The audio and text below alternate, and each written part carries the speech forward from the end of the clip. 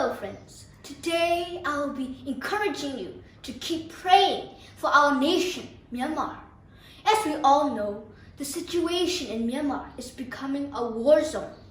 Many people are living in fear, and every night many families can't sleep because of the fear of the military and the police. I feel like our generation is losing our future and hope. And there are many protests going on every day, and the protesters express their desires and feelings, but get shot in the head and all over their body. The curfew is from 8 p.m. to 4 a.m., and every day the internet cuts out from 1 a.m. to 9 a.m. We can hear gunshots and smell gunpowder from our homes. And many protesters are running and hiding in our neighborhood. Sometimes the news that we hear from the military government are not true, but in the real media we hear about people who have been killed, and it truly breaks my heart. I believe many religions and people are praying for our country, and I have faith that God will intervene and save us with His mighty power in His time. And God sees us and hears us in our situations. Today, I like to encourage all those who want justice and those who are in this revolution. Don't lose hope. Help is on the way. Our God is sovereign and all-powerful. He knows everything and He is everywhere. He cares for us and He loves us so much. So dear friends, please continue to pray for our nation. I would like to end with this scripture from Psalms chapter 34, verses 17 to 20. When the righteous cry for help, the Lord hears and delivers them out of all their troubles. The Lord is near to the brokenhearted and saves the crushed in spirit. Many are the afflictions of the righteous, but the Lord delivers him out of them all. He keeps all his bones. Not one of them is broken. Thank you. God bless Myanmar and peace to you all.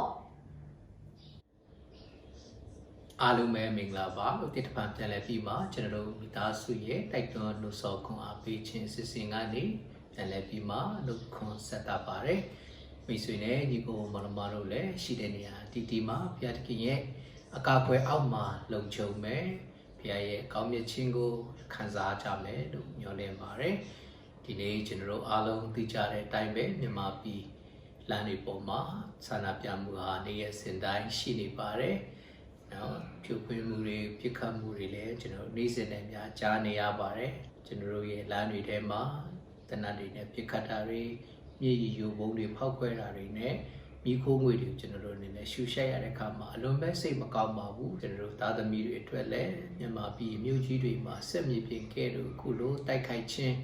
မြို့တော်ဖြိုခွင်းခြင်းတွေကိုကြုံရတဲ့အခါမှာအလွန်ပဲစိတ်မကောင်းပါဘူးဒါပေမဲ့ကျွန်တော်အနေနဲ့မျှော်လင့်ပါတယ်ခုလိုဖြစ်ပျက်နေတဲ့အရာခတ်သိမ်းရဲ့အနောက်ွယ်မှာဘုရားသခင်ရဲ့အကြံစီနဲ့အလိုတော်ဟာတနေ့ကျရင်ပြည့်စုံလာမယ်ကျွန်တော်တို့မိသားစုတွေယုံကြည်သူတွေအားလုံးရှိတဲ့နေရာကနေဆုတောင်းတဲ့အရာတွေဟာလည်းမကြခင်မှာဘုရားသခင်ရဲ့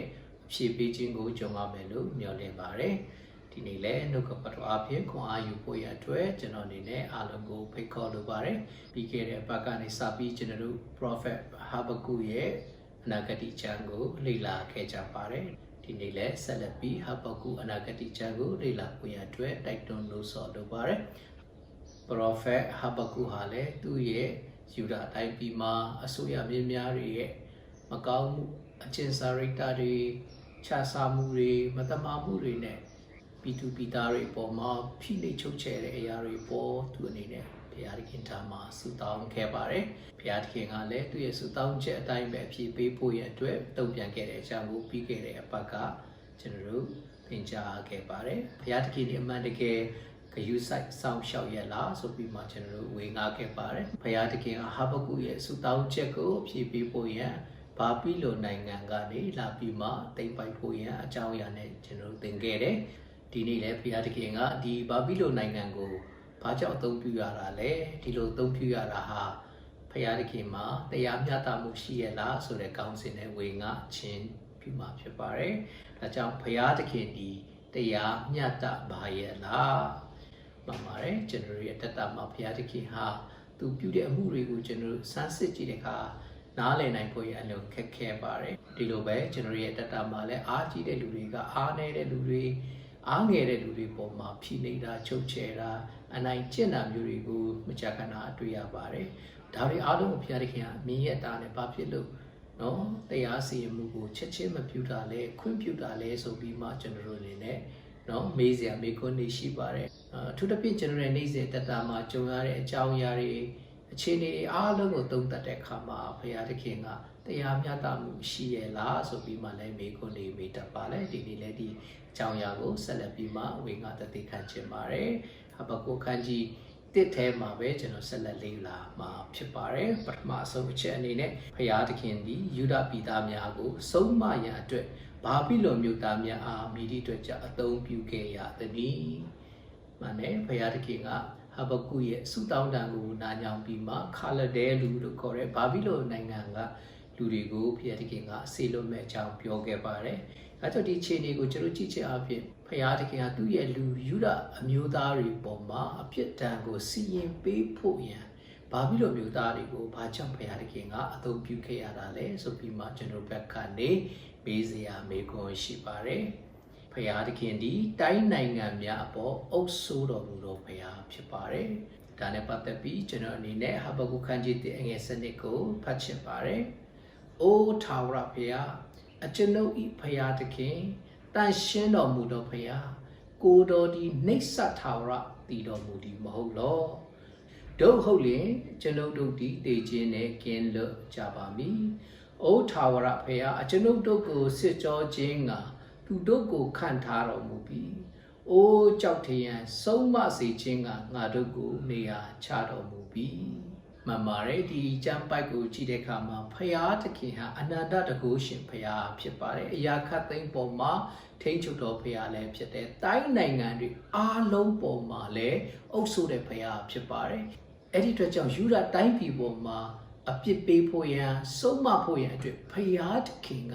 ထိုခက်ခါတော့အကြီးမားဆုံးအင်အားအကြီးဆုံးဖြစ်တဲ့ဘာဘီလုန်နိုင်ငံကိုအသုံးပြုရခြင်းဖြစ်ပါတယ်။အဲ့ဒီအပေါ်မှာဘုရားသခင်ရဲ့အုပ်စိုးခြင်းအာဏာစက်ကိုကျွန်တော်မြင်ရမှာဖြစ်ပါတယ်။ခုကျွန်တော်ရဲ့တိုင်းနိုင်ငံမှာလည်းကျွန်တော်ကြည့်တဲ့အခါမှာယုံကြည်သူညီကိုမောင်နှမနဲ့တကဘာလုံးမှာရှိတဲ့တန်ရှင်းတော်သူတွေရဲ့ဆုတောင်းချက်ကိုဘုရားသခင်ကတကယ်ပဲနာညာအောင်ပါတယ်ဘုရားသခင်ကသိတယ်မြင်တယ်ကြားခဲ့ပါတယ်အဲ့ဒီအတွက်ကြောင့်လည်းဘုရားသခင်ကဒီမြန်မာနိုင်ငံဒီအာရှအဘယ်မှာကပဲနဲ့အရှိအနောက်တောင်မြောက်မှာရှိတဲ့တိုင်းနိုင်ငံတွေအားလုံးအပေါ်မှာဩဇာလွှမ်းမိုးခြင်းရှိတဲ့ဘုရားသခင်ဖြစ်တယ်အဲကြောင့်သူရွေးချယ်တဲ့တိုင်းနိုင်ငံကိုအသုံးပြုပြီးမှမြန်မာပြည်မှာခက်ခဲနေတဲ့အခြေအနေအားလုံးကိုဖြေရှင်းဖို့ရတဲ့ဘယ်နိုင်ငံကိုမဆိုဘုရားသခင်ကအမိန့်ပေးနိုင်တယ်စေခိုင်းနိုင်တယ်ဆိုတာကိုကျွန်တော်တို့တွေ့ရပါတယ်။ကြောင့်ဒီချမ်းပိုက်ကိုပြန်ကြည့်တဲ့အခါမှာထာဝရဘုရားဟာနေဆထာဝရတည်တော်မူသည်မဟုတ်လောလို့ပြောထားပါတယ်။ဘုရားသခင်မှာ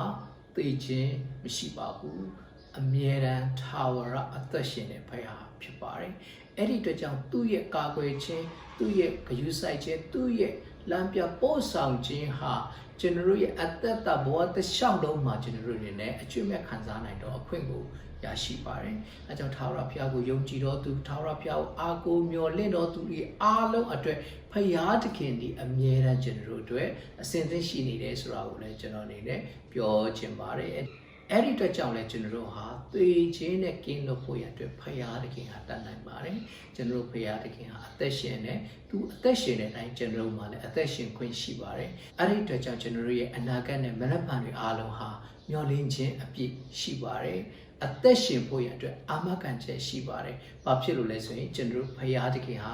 နေဆထာဝရအသက်ရှင်တဲ့ဘုရားသခင်ဖြစ်တယ်ထာဝရဘုရားဒီအကျွန်ုပ်တို့ကိုစစ်ကြောခြင်းက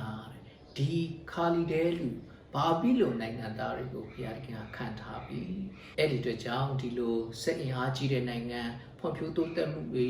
အားကြီးတဲ့နိုင်ငံတွေကိုဖရာသခင်ကကောင်းကြီးပေးခဲ့တာဖြစ်တယ်။အဲဒီလိုကောင်းကြီးပေးထားခြင်းဟာလည်းတနေ့တစ်ချိန်ကြာရင်လိုအပ်တဲ့အချိန်မှာအသုံးပြုနိုင်ဖို့ရန်အတွက်လည်းဖြစ်တယ်လို့လည်းကျွန်တော်အနေနဲ့မြင်ပါတယ်။ဒီအတွက်ကြောင့် Prophet Habakkuk အနေနဲ့ဖရာသခင်ကရှေ့မစော့ကြတဲ့ကနေဒီလိုနိုင်ငံကြီးတွေကိုအသုံးပြုပြီးမှသူ့လူမျိုးတွေအတွက်ကယ်တင်ခြင်းတရားဒါမှမဟုတ်အပြစ်ဒဏ်ကိုစီရင်ဖို့ရန်ပေးဖို့ရန်အတွက်စီစဉ်ထားတယ်ဆိုတာကိုလည်းကျွန်တော်အနေနဲ့မြင်မိပါတယ်။ဒါကြောင့်ညီကိုမောင်မတို့ဖရာသခင်မှာအမြဲတမ်းကြံစီရှိပါတယ်။သူဟာဒီအာရှကိုပဲပိုင်တာမဟုတ်ဘူး။ဥရောပကိုပဲပိုင်တာမဟုတ်တကဘာလုံးစัจ ကြောလာတစ်ခုလုံးကိုပိုင်တာတဲ့ဖရာအနိစ္စထာဝရဖရာအစိုးရတော်ဖရာဖြစ်တယ်ဆိုတာကိုပထမဆုံးအနေနဲ့ကျွန်တော်ပြောချင်ပါတယ်။နောက်ဒုတိယဒီမှာကြည်အောင်ဖရာသခင်ဒီတန်ရှင်းတော်မူ၍အတ္တမအမှုကိုသီးခံတော်ပါမှန်ပါတယ်ဖရာသခင်ဟာသူတန့်ရှင်းတကယ်လို့ကျွန်တော်တို့ယုံကြည်သူရဲ့သားသမီးတွေအားလုံးကိုလည်းတန့်ရှင်းတော့အသက်တာနဲ့အသက်ရှင်စေခြင်းနဲ့ဖရာလည်းဖြစ်ပါတယ်သူရဲ့စံနမူနာအတိုင်းကျွန်တော်တို့လိုက်လျှောက်ဖို့ရန်လည်းအမြဲတမ်းဖြစ်စေခြင်းနဲ့အမြဲတမ်းကျွန်တော်တို့ကိုတိုက်တွန်းလို့ဆိုတဲ့ဖရာလည်းဖြစ်ပါတယ်အငယ်73ကိုကြည်ရအောင်ကိုတော်ဒီဒုစရိုက်ကိုကြည်ရှုတော်မူတန့်ရှင်းတော်မျက်စိရှိတော်မူ၏အတ္တမအမှုကိုကြည်ရှု၍နေတော်မူတပါတို့ဖြစ်၍သစ္စာပြတ်တော်သူတို့ကိုအဘဲကြောင့်ကြည်ရှု၍နေတော်မူသည်။အတ္တမလူဒီမိမိထက်ဖြောင့်မတ်တော်သူကိုကိုက်စားတော်အခါအဘဲကြောင့်သိစိတ်စွာနေတော်မူသည်။ဒီကြပိုင်မှာရှင်းပြထားတာအလွန်ပဲရှင်းလင်းပါတယ်။တန်ရှင်းတဲ့ဖရာသခင်ရဲ့မျက်စိရှိမှအတ္တမအမှုကိုဒီတိုင်းသူ့အနေနဲ့လက်ပိုက်ကြည့်နေမှာမဟုတ်ဘူးဆိုတဲ့အကြောင်းအရာကိုဒီကြပိုင်မှာတွေ့ရပါတယ်။ဒီနေ့လည်းကျွန်တော်တို့ရဲ့အတ္တတာမှာတစ်ခါတလေကြာရင်ကျွန်တော်တို့နော်လူတွေရဲ့အမြင်မှာတော့ကောင်းမမြင်တဲ့အကွဲရမှာတော့လည်းကောင်းနှိမ့်ဆက်ညင်ပန်းခြင်းတွေမတရားတော့အမှုတွေနဲ့ဖန်ဆီးချုပ်နှောင်ခြင်းတွေအမျိုးမျိုးဒုက္ခပေးပြီးတားဆီးနေတာတွေကိုတွေ့မြင်ရပါတယ်တချို့နေရာဒေသမှာဆိုရင်ကျွန်တော်တို့အနေနဲ့တည်င်းထောက်တွေမရောက်နိုင်တဲ့နေရာဗီဒီယိုမှတ်တမ်းတွေနဲ့တင်ဖို့အတွက်အခက်အခဲရှိတဲ့နေရာတွေမှာလည်းကြုံရတဲ့ဒီလိုခဲရင်တဲ့ကာလရဲ့အဖြစ်အပျက်တွေကိုကျွန်တော်မြင်ရတဲ့အခါကြားတဲ့အခါအလုံးမဲ့စိတ်မချမ်းမသာဖြစ်နေပါတယ်။ဒါပေမဲ့ဒီနေရာမှာဖရာသခင်ရဲ့အခြေအနေမှတစ်ခုကိုကျွန်တော်အနေနဲ့ပြောချင်ပါတယ်။ကျွန်တော်တို့ရဲ့ဖရာသခင်ဟာဒုစရိုက်နဲ့ပတ်သက်ပြီးလှုပ်ဆောင်တဲ့အခြေအနေတွေအားလုံးကိုဒီတိုင်းကြည့်နေတဲ့ဖရာမဟုတ်ဘူး။သူကိုယ်တိုင်ဟာတန့်ရှင်းတော်မျက်စိရှိတဲ့ဖရာဖြစ်တယ်။မတရားမှုကိုပြုနေတဲ့မကောင်းတဲ့ဒုစရိုက်မှာကျင်လည်နေတဲ့ဆိုတဲ့အရာတွေပေါ်မှာလုံးဝမျက်စိစပါးဆူတဲ့ဖရာဖြစ်ပါတယ်။အဲကြောင့်လူတွေရဲ့လှုပ်ဆောင်တဲ့အရာအားလုံးပေါ်မှာသူတို့ရဲ့အကျင့်အတိုင်းအပြုအမူတိုင်းကိုတရားစီရင်မဲ့ဖရာသခင်ဖြစ်တဲ့ဆိုတာကိုလည်းကျွန်တော်အနေနဲ့အားလုံးနားလည်စေချင်ပါတယ်။တခါတလေကျရင်ကျွန်တော်အနေနဲ့ဖရာသခင်ကလှုပ်ရှားမှုမပြုတ်ဘဲနဲ့ဒီတိုင်းစောင့်နေပါလားဆိုပြီးမှမေးစရာရှိကောင်းရှိနိုင်ပါတယ်။ဒါပေမဲ့အဲ့ဒီအခြေအနေတွေအားလုံးအတွက်ဖရာသခင်ကအစီအစဉ်နဲ့ဆောင်ရွက်ဖို့ရန်အတွက်ပြင်ဆင်ပြီးသားဖြစ်တယ်ဆိုတော့လည်းပြောချင်ပါတယ်။အဲကြောင့်သစ္စာပြတ်တဲ့လူတွေကိုအဘဲကြောင့်ကြည်ရှိ၍နေတော်မူသည်။အဲ့ဒီတကြောင်ဂတိမတိတော်သူသစ္စာပြတ်တော်သူအမုန်းနဲ့တုံ့ပြန်နေတော်လူတွေအားလုံးပေါ်မှာအာဓမ္မလူတွေအနေနဲ့ဖြောင်းမတော်လူတွေပေါ်မှာမတရားနှိပ်စက်ညှဉ်းပန်းနေတဲ့အခြေအနေတွေအားလုံးကိုဖရာသခင်ကမြင်ပါတယ်။သိပါတယ်။မကြခင်မှာဖရာသခင်ရဲ့တရားစင်မှုဆိုတာဟာရောက်လာမှာဖြစ်ပါတယ်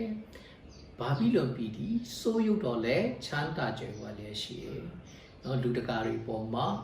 သူ့အနေနဲ့ကိုယ့်ရဲ့အင်အားကိုပြပြီးမှတိမ့်ပိုက်ခြင်းနော်ဖြိုဖျက်ခြင်းနဲ့အမျိုးမျိုးနှိပ်စက်နိုင်တဲ့ဘာပြီးလို့နိုင်ငံဟာတကယ်ပဲချမ်းသာကြွယ်ဝတဲ့အခွင့်ကိုရနေတာဖြစ်တယ်။အငယ်14နဲ့15ကိုကြည့်သူတို့ရဲ့အခြေအနေကိုဒီမှာတွေ့ရပါတယ်။လူတတ္တဝါတို့ကိုလည်းပြင်လဲငါးကဲ့သို့၎င်းမင်းမရှိတော့ပိုးကောင်ကဲ့သို့၎င်းအဘဲကြောင့်ဖြစ်စေတော်မူသည်။ရန်သူဒီထိုသူအပေါင်းတို့ကိုငမားနှင့်များလျက်ကိုနှင့်အုပ်လျက်ပိုက်နှင့်လောင်လျက်ဝမ်းမြောက်ရှင်လန်းတည်း။ဒါကတော့ဘာဘီလုန်နိုင်ငံတွေရဲ့အားကြီးတဲ့အခြေအနေတစ်ခုနဲ့သူတို့ရဲ့လှုပ်ဆောင်ချက်ကိုဖော်ပြခြင်းဖြစ်ပါတယ်။သူတို့အနေနဲ့ပြင်းလဲပြင်းမငါးတွေကိုဖမ်းတဲ့တငါတဲ့ကဲ့သို့လူသားတွေကို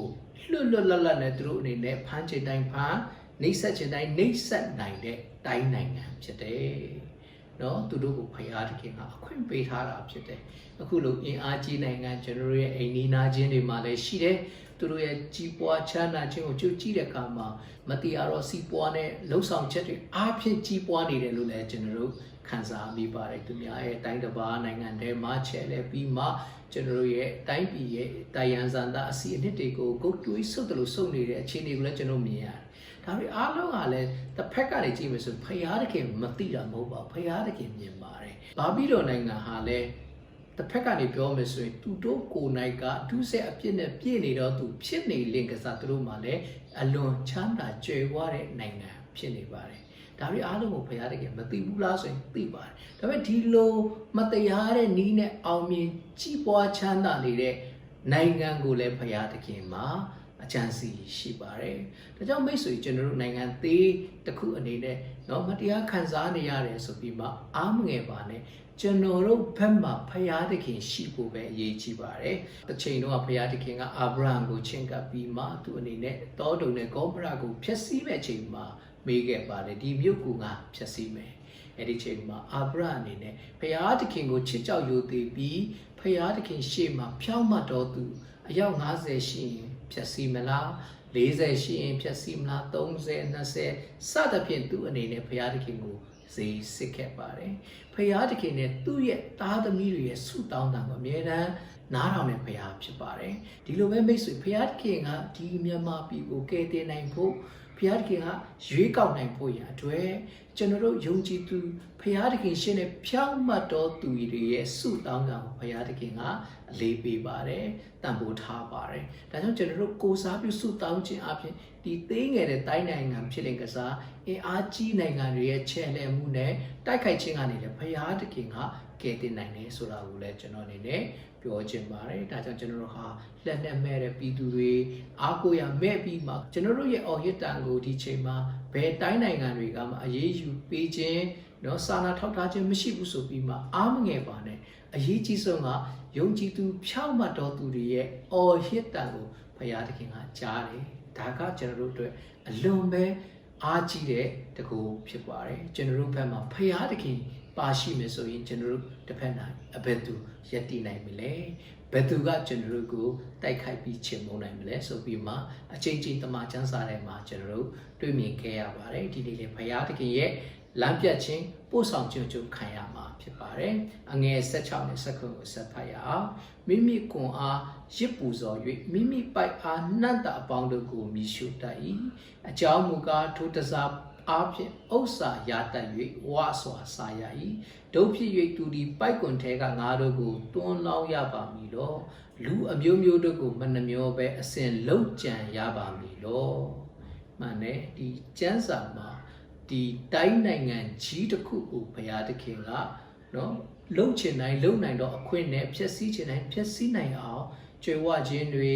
နော်သူ့အနေနဲ့အလွန်အားကြီးတဲ့အခြေအနေကိုပေးထားတာကိုကျွန်တော်တို့တွေ့ရပါတယ်။နောက်ဒုတိယအချက်အနေနဲ့ဟာဘကုဒီဖရာသခင်ထံမှအဖြေကိုစောင့်မျှော်လျက်ရှိသည်။မမရမိတ်ဆွေဖရာသခင်ကသူပြုမဲ့အမှုတွေပေါ်မှာဟာဘကုကိုဖော်ပြခဲ့ခြင်းဖြစ်ပါတယ်။ဒီနေရာမှာလည်းဖရာသခင်ထံကနေလှုပ်ဆောင်မဲ့အခြေအနေအဖြေတွေအားလုံးကိုမျှော်လင့်တဲ့အကြောင်းကိုတွေ့ရပါတယ်။ဟာဘကုခန်းကြီးနဲ့အငယ်တစ်ခုကြည့်ရအောင်။ငါဒီငါလင့်စင်ပေါ်မှာရက်လျက်ရဲတိုက်၌အမြဲနေတဲ့ငါအားအဘယ်တို့မိန့်တော်မူမည်ကို၎င်းအပြစ်တင်နေအဘယ်တို့ပြန်လျှောက်ရမည်ကို၎င်းငါဆောင်ရွက်နေစဉ်နော် prophet ဟာဘကုအနေနဲ့ဖယားသခင်ရှေ့မှာသူလုံနိုင်တာကဖယားသခင်ပြုမဲ့အရာပြောမဲ့အရာမေးမဲ့အရာတွေကိုပြန်ပြီးနားထောင်ဖို့တုံ့ပြန်ဖို့ပဲသူအနေနဲ့တတ်နိုင်ပါတယ်အဲ့ဒီအတွက်ကြောင့်သူအနေနဲ့သူ့ရဲ့ရဲတိုက်ပေါ်ကနေစောင့်ပြီးမှမျောနေတယ်ဆိုတဲ့အကြောင်းကိုဒီတမန်ကျမ်းစာထဲမှာတွေ့ရပါတယ်ဒီအတွက်ကြောင့်ကျွန်တော်ယုံကြည်သူများအထူးသဖြင့်မှုတော်ဆောင်များเนาะကျွန်တော်တို့လုံနိုင်တဲ့အရာဒီချိန်မှာဖယားသခင်ပြုမဲ့အမှုကိုကျွန်တော်တို့ကစောင့်မျှော်တတ်ဖို့အရေးကြီးပါတယ်တခါတည်းကျရင်ဖယားသခင်ပြုမဲ့အရာဖယားလုံမဲ့အရာတွေရှေ့မှာကျွန်တော်တို့ပြေးလွှားတတ်တာဖြစ်တယ်ဖယားသခင်ကစောင့်ပါဆိုရင်ကျွန်တော်စောင့်အောင်ဖယားသခင်စီကနေလမ်းညွှန်မှုရှိတဲ့အတိုင်းကျွန်တော်တို့ကတတွေမသိလိုက်ရှာဖို့ဆောင်ရွက်မဲ့အချိန်เนาะကျွန်တော်တို့ ਨੇ ဆုတောင်းမဲ့အချိန် ကြွေးကြော်ရမယ့်အချိန်စသဖြင့်ဖရာသခင်တတ်မှတ်ထားတဲ့အချိန်ကိုကျွန်တော်တို့ကမြင်တတ်ဖို့ကြားတတ်ဖို့နားထောင်တတ်ဖို့အရေးကြီးပါတယ်အခုလိုခဲရင်တဲ့ကာလအချိန်မှာဖရာသခင်ရဲ့အတန်အမိန့်ကိုနားထောင်တတ်ဖို့ရတော့ပဲအရေးကြီးတယ်လို့ကျွန်တော်အနေနဲ့မြင်ပါတယ်မိတ်ဆွေညီကိုမောင်နှမတို့ရှိတဲ့နေရာမှာဖရာသခင်ပြုမဲ့အရာကိုစောင့်နေဖို့အရေးကြီးပါတယ်ဒါကြောင့်ကျွန်တော်တို့အနေနဲ့ယုံကြည်သူများစုဝေးပြီးမှစုတောင်းခြင်းနဲ့ဆောင်ကြဖို့ရည်ကြည်တယ်။နောက်တတိယချက်ကတော့ဘာဖြစ်လို့အမျိုးသားများဒီ၎င်းတို့၏အဖြစ်များအတွက်စစ်ကြောစီရင်ခြင်းခံရမည်ဖြစ်တယ်။တော့ဒါကတော့ဘုရားသခင်ကိုယ်တိုင်ကဘာဖြစ်လို့လူမျိုးတွေကိုအောင်မြင်ခြင်းခွင့်နဲ့သိမ့်ပိုက်ခွင့်နဲ့ဖျက်ဆီးခြင်းအခွင့်အာဏာကိုပေးထားတာဖြစ်ပါတယ်။တကယ်တော့ယူဒပြည်မှာနော်အစိုးရမြင်းတွေရဲ့လုံရက်တွေကြောင့်နော်ခန်းစားနေရတိုင်းသူပြည်သားတွေရဲ့စုတောင်းချက်ကြသူတို့ကရောက်လာတာဖြစ်ပါတယ်။ဒါပေမဲ့ဒီလိုရောက်လာတဲ့တိုင်းနိုင်ငံကြီးဖြစ်ပေမဲ့လည်းဖရာသခင်ကသူတို့ရဲ့အပြစ်နဲ့ပတ်သက်ပြီးလုံးဝမလျှော့ဘူးလုံးဝမိတ်မထားဘူးဆိုတာကိုလည်းတွေ့ရပါတယ်။အဲကြောင့်နော်ဒီမှာဖရာသခင်ထံမှာအဖြေကိုဖရာသခင်ချင်းချက်တဲ့အခါတွင်ရရှိပါမယ်။အဲ့ဒီအတွက်ကြောင့်ဖရာသခင်တရားစီရင်မှုကိုပြုတဲ့အခါမှာယူဒပြည်အတွက်ဘာပြီးလုံးအတွက်စသဖြင့်တစ်ခုပြီးတစ်ခုဖရာသခင်ကချင်းချက်ထားတဲ့အချိန်ရှိပါတယ်။ဒါကြောင့်ဖရာသခင်ထံမှာအဖြေကိုဖရာသခင်ချင်းချက်တော့အချိန်ခါတွင်ရရှိပါမယ်။ကြောင့်မိတ်ဆွေစုတောင်းနေတဲ့အရာမိတ်ဆွေငိုကြွေးနေတဲ့အရာတွေအတွက်ဖရာသခင်ရဲ့အဖြေဟာအကန့်အကန့်နဲ့သူအချိန်နဲ့သူရောက်လာမှာဖြစ်ပါတယ်။ခန်းကြီးနဲ့အငယ်နှစ်နဲ့သုံးကိုကြည့်ရအောင်။ထာဝရဘုရားကလည်းဖတ်တော်သူသည်ပြေးလျက်ဖတ်နိုင်အောင်ဗျာဒိတ်ယူပါယုံကိုသင်ပုံးပေါ်မှာအခရာတင်၍ရေးမှတ်လောထိုယူပါယုံသည်ချင်းချက်သောအချိန်နှင့်ဆိုင်၍အမှုကုန်ရသောကာလကိုဆိုလို၏မှုတာနှင့်ကင်းလွတ်၏ဆိုင်းတော်လည်းမျော်လင့်လောနောက်မကြပဲဧကအမှန်ရောက်လိမ့်မည်ဟာဘကုအနေနဲ့ဖယားခင်ဆရာနေရတဲ့ဗျာဒိတ်တွေကိုဖတ်တဲ့လူတွေကဖတ်နိုင်အောင်တဲ့ယူပါယုံကိုသင်ပုံးပေါ်မှာစာရွက်ပေါ်မှာကြီးကြီးမားမားနဲ့ရေးထားပါပြေးရင်လွှားရင်နဲ့တိုက်ရင်ခိုက်ရင်နဲ့ကိုမြင်နိုင်အောင်ဖယားတခင်ရဲ့အမိတ်စကားဖယားတခင်ဂတိတော်တွေကိုကျွန်တော်တို့စွဲကင်ဖို့ရအတွက်ပြောနေခြင်းဖြစ်ပါတယ်အဲ့ဒီຢာတွေဟာဆိုရင်ဖယားတခင်အမှုပြုမဲ့အကြောင်းအရာတွေဖြစ်ပါတယ်။ဒါကြောင့်ကျွန်တော်တို့စုတောင်းခြင်းအပြင်ရရှိထားတဲ့ဂတိတော်တွေခံယူချက်ယုံကြည်ချက်မျှော်လင့်ချက်တွေကိုလုံးဝမပြောက်သွားအောင်မှတ်သားထားဖို့ရန်အတွက်အရေးကြီးပါတယ်။တခါတလေကျရင်ဖယားတခင်ရဲ့နော်အဖြေတွေကျွန်တော်စုတောင်းထားတဲ့နော်ကောင်းကြီးမင်္ဂလာတွေဟာဂတိတော်တွေဟာဆိုရင်ကျွန်တော်မျော်လင့်တဲ့အချိန်ကျုပ်တတ်မှတ်ထားတာဘုရားတကယ်အချိန်ရောက်နေပြီ2လရှိ3လရှိစသဖြင့်ကျွန်တော်တို့တတ်မှတ်ထားတဲ့အချိန်ပေါ်မှာမူတည်ပြီးမှအလုပ်ဖြစ်ချင်မှာဖြစ်မယ်ဒါပေမဲ့ဘုရားတကယ်ကနော်ထိုးယူပါယုံဒီတဲ့ချိန်ချက်တော့အချိန်နဲ့ဆိုင်၍အမှုကုန်ရတော့ကာလကိုဆိုပြီးဖယားတခင်မှာချိန်ချက်တဲ့အချိန်ရှိပါတယ်။ဒါကြောင့်ဖယားတခင်ရဲ့ခွင့်ပြုတဲ့အချိန်ကာလအတွင်းမှာပဲစိုးတော်သူမိုက်တော်သူနော်အောင်မြင်တော်သူတွေဒါကိုသူတို့ကလုံနိုင်တော်ခွင့်ရတာဖြစ်ပါတယ်။ဒါပေမဲ့ဖယားတခင်ရဲ့ချိန်ချက်တဲ့အချိန်ရောက်လာပြီဆိုရင်ဘယ်သူမှပြေလွတ်မှာမဟုတ်တော့ဘူး။ဒါကြောင့်ဒါတွေကမူတာနဲ့ကင်းလွတ်တဲ့အရာဖြစ်တယ်။ဆိုင်းတော်လဲမျော်လင့်တော်အဲဒီစကားကတမန်ကျမ်းစာထဲမှာအမြဲတမ်းပါရတာဖြစ်တယ်။ထာဝရဘုရားကိုမျှော်လင့်တော့စိတ်ဓာတ်မကြပဲထာဝရဘုရားကိုမျှော်လင့်ဖို့ရန်အတွက်စာလံကျမ်းထဲမှာတော်ကောင်းဒီအနာဂတ်ကျမ်းတွေမှာတော်ကောင်း prophet တွေအနေနဲ့အချိန်ချင်းကျွန်တော်တို့တွေကိုအားပေးတိုက်တွန်းနေတာကိုတွေ့ရပါတယ်။ဒါကြောင့်ကျွန်တော်တို့ဘယ်ရာအတွက်စောင့်မျှော်နေတယ်လဲ။မျှော်လင့်နေတယ်လဲ။စိတ်ဓာတ်မကြပဲဆက်လက်ပြီးမျှော်လင့်အောင်ဆက်လက်ပြီးဘုရားသခင်ပေါ်မှာမျှော်ကိုးပြီးမှကျွန်တော်တွေနဲ့ယုံကြည်ခြင်းနဲ့စောင့်တတ်ဖို့ရန်အတွက်အရေးကြီးပါတယ်။နောက်မကြပဲဧကအမှန်ရောက်လာပါလိမ့်မယ်။ဘုရားသခင်ဒီအချိန်နာရီရဲ့အချိန်တော်မှုထဲမှာမရှိဘူး။သူ့ရဲ့အလိုအတိုင်းအမိတ်အတိုင်းအချိန်နိုင်အားလုံးကလိုက်နိုင်ရတာဖြစ်တယ်သူအနေနဲ့မိတ်ဆွေနဲ့ကျွန်တော်ကိုဘယ်တော့မှအောက်ထိအဆုံးထိရောက်အောင်ခွင့်ပြုမှာမဟုတ်ဘူးဒါကြောင့်ကျွန်တော်မျက်စိနဲ့ကိုဖရာတကယ်နဲ့မိတ်လက်ခံတာကောင်းမြတ်ခြင်းနဲ့လွတ်မြောက်ခြင်းတွေကိုမြင်ရမယ်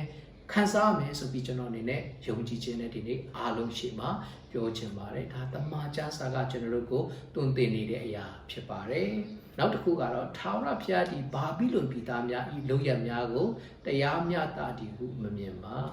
တကယ်တော့ဘုရားတခင်ကယူဒတိုင်းပြည်ကိုစုံမတွင်တင်ဖို့နော် ဖြက်စီးဖို့ရအတွက်ဘာပိလွန်နိုင်ငံတွေကိုအသုံးပြုခဲ့တာဖြစ်ပါတယ်ဒါပေမဲ့ဖရာသခင်ကသူတို့လုံရအပေါ်မှာတရားတယ်မျှတတယ်ဆိုပြီးမှဖရာသခင်ကမမြင်ပါဘူးသူတို့လှုပ်ဆောင်တဲ့အပြစ်ကြွေးတိုင်းဖရာသခင်တနေ့ပြန်ဆက်မယ်ဆိုတာလည်းပြောထားပါတယ်အဲဒါကြောင့်မိတ်ဆွေအနေနဲ့ဒီနေ့ဖြစ်ပျက်နေတဲ့တိုင်းရေးပြည်ရေးကိစ္စတွေနိုင်ငံတကာရဲ့အရေးကိစ္စတွေမှာဖရာသခင်အဆိုးရတော်သူဖြစ်တယ်ဒီຢာတွေအားလုံးအထက်မှာသူကရှိတော်သူဖြစ်ပါတယ်သူရဲ့တကူတော်နဲ့စီမံမှုအောက်မှာအားလုံးကလိုက်နာရတယ်ဆိုတာကိုကျွန်တော်သိရပါတယ်အငယ်၄နဲ့၅ကိုကြည့်ရအောင်စိတ်မြင့်တော်သူဒီတဘောမဖြောက်ဖြောက်မှတ်တော်သူမူကားမိမိယုံကြည်ခြင်းအဖြစ်အသက်ရှင်လိမ့်မည်ထိုမှတပါစပြည့်ရင်ပျော်မွေ့တော်သူဒီတစ္ဆာပြတ်တတ်၏မာနထောင်လွှာတော်သူဒီကိုယ်နေရာ၌မနေနိုင်မိမိလောဘကိုမရဏနိုင်ငံကဲ့သို့ကျဲစေလျက်တေမြင့်ကဲ့သို့မပြေနိုင်သောစိတ်ရှိလျက်တိုင်းတူနိုင်ငံသားအမျိုးမျိုးအပေါင်းတို့ကိုမိမိထံသို့ဆွဲငင်ဆုစေ၏တနေ့ကျရင်ဖယားသခင်ကဒီလိုအားကြီးတဲ့နိုင်ငံစိတ်မြင့်မားပြီးဘဝင်မြင့်ပြီးမှနော်သူတစ်ပါးပေါ်မှာအနိုင်ထက်ယူခြင်းတော်သူတွေကိုဖယားသခင်ကမနစ်သက်ပါဘူးပြီးရင်ကျွန်တော်တို့အနေနဲ့ယုံကြည်ခြင်းနဲ့အသက်ရှင်တဲ့အကြောင်းကိုတည်တံ့ပြန်ပြောပါမယ်ကျွန်ဖယားတခင်ကသူတို့ရဲ့စီးစိမ်ဥစ္စာနဲ့ရစ်မှုတော်သူမာနထောင်လွှာတော်သူတွေဟာတနေ့ကျရင်သူတို့လှုပ်တဲ့အတိုင်းသူတို့ပြန်ရိတ်သိမ်းရမယ်သူတို့အပြစ်အကျွေးကိုဖယားတခင်ကပြန်ပေးဆက်ဖို့ရအတွက်တရားစီရင်မယ်ဆိုတာကိုကျွန်တော်တို့တွေ့ရပါတယ်ဒါကြောင့်ဖယားတခင်တိုင်းနိုင်ငံသားအားလုံးတနေ့ကျရင်သူ့ရဲ့ရှေ့မှာနော်လူတိုင်းဒူးထောက်ပြီးမှမိမိရဲ့အခြေအနေလှုပ်ဆောင်တဲ့အရာတွေကိုပြန်လဲဝန်ခံရမယ့်အချိန်ဖယားတခင်ဟာဘယင်တကားတို့ရဲ့ဘယင်တခင်တကားတို့ရဲ့တခင်ဖြစ်တဲ့အကြောင်းကိုနှုတ်နဲ့ဝန်ခံမယ့်အချိန်ဒူးထောက်ပြီးမှသူ့ရှေ့မှာပြတ်ဝဲရမယ့်အချိန်ကရောက်လာမှာဖြစ်ပါတယ်။အဲကြောင့်လောကမှာစအင်အားအကြီးဆုံးမို့လို့နော်စီးပွားရေးဥစ္စာကိုအများဆုံးထိန်းချုပ်နိုင်တဲ့လူမို့လို့နော်အရာရာမှာသူတို့နဲ့ဤပညာကောင်းလို့ဆိုပြီးကျွန်တော်တို့အထင်ကြီးနေတဲ့တိုင်းနိုင်ငံတွေအားလုံးဟာလည်းဖယားတခင်ရဲ့အုပ်စိုးခြင်းအာဏာစက်အောက်မှာသူတို့ဟာလည်းပြန်ပြီးမှစစ်ကြောခြင်းကိုခံရမယ်ဆိုတဲ့အကြောင်းအရာကိုပြောခြင်းဖြစ်ပါတယ်။ဒါကြောင့်နောက်ဆုံးချက်အနေနဲ့ဖြောင့်မတ်တော်သူမူကားမိမိယုံကြည်ခြင်းအဖြစ်အသက်ရှင်လိမ့်မည်။ဖယားတခင်ကမိတ်ဆွေနဲ့ကျွန်တော်သူ့ကိုယုံကြည်တော်သူအားလုံးကို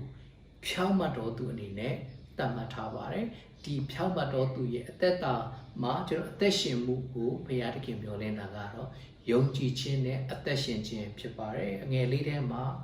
စိတ်မြင့်တော်သူဒီသဘောမဖြောင့်မတ်တော်သူမူကားမိမိယုံကြည်ခြင်းအပြင်အသက်ရှင်လိမ့်မည်ဒါကြောင့်ကျွန်တော်တို့ဟာကိုယ့်ရဲ့အရေးချင်းကိုယ့်ရဲ့ကြိုးစားနိုင်ခြင်းစွမ်းဆောင်နိုင်ခြင်းအပေါ်မှာဂုဏ်ယူဝါကြွားမဲ့ပုံကူမျိုးမဟုတ်ပဲနဲ့ကျွန်တော်တို့ဟာဘယ်အရာမှမဆိုမိမိရဲ့ယုံကြည်ခြင်းအားဖြင့်အသက်ရှင်တော်သူဖြစ်ပါတယ်။ယုံကြည်ခြင်းလို့ပြောတဲ့အခါမှာမမြင်ရသေးတဲ့အရာကိုနော်ဖယားသခင်ကပေးနိုင်တယ်လုံနိုင်တယ်မဖြစ်သေးတဲ့အရာတွေပေါ်မှာနော်သိမှဆွဲလန်းပြီးမှဖယားသခင်ကိုအားကိုးခြင်းဖြစ်ပါတယ်။ဒါကြောင့်မို့ကျွန်တော်တို့အနေနဲ့လက်ရှိဖြစ်ပျက်နေတဲ့အကြောင်းအရာတွေကြောင့်ကျွန်တော်တို့ရဲ့အမြင်အာရုံတွေဝေဝါးဖို့မဟုတ်ပါဘူး။ဒီဖြစ်ပျက်နေတဲ့အကြောင်းအရာတွေရဲ့နောက်ွယ်မှာဖယားသခင်ကဘယ်သူလဲဘာကိုလုံနိုင်လဲတတ်နိုင်တယ်လဲသူကကျွန်တော်တို့ရဲ့အကျိုးအတွက်ဘာတွေကိုလှုပ်ဆောင်ဖို့ဆန္ဒရှိတယ်လဲဆိုတာကိုမြင်တတ်ဖို့စဉ်းစားပြီးမှခံယူတတ်ဖို့ဖြစ်ပါတယ်ဒါကိုယုံကြည်ခြင်းလို့ခေါ်ပါတယ်